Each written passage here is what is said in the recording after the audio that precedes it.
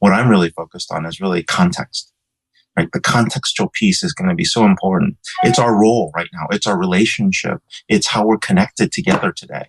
It's really our intent. It's the products and services we own. It's the relationships and hierarchies that we're connected to. It's our sentiment, right? All these things play a role. It's the time of day. And so I think context is going to play a bigger role than anything else. And the ability to serve up context and the ability to bring out context inside an individual and their network, that will drive a lot of how well a software will be adopted, how well a technology will be adopted, and how well we interact. Most people assume that an individual plays one role.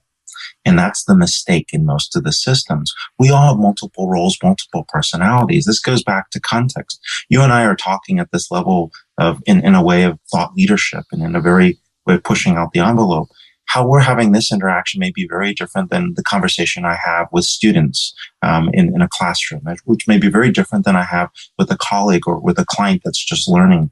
And then I think when we can account for different roles belong to an individual with different preferences and different interaction points and different engagement styles, then we can get an understanding of how to react. But this assumption that one person has one role, we must throw that out the window because we have so many different personas that each individual may partake in.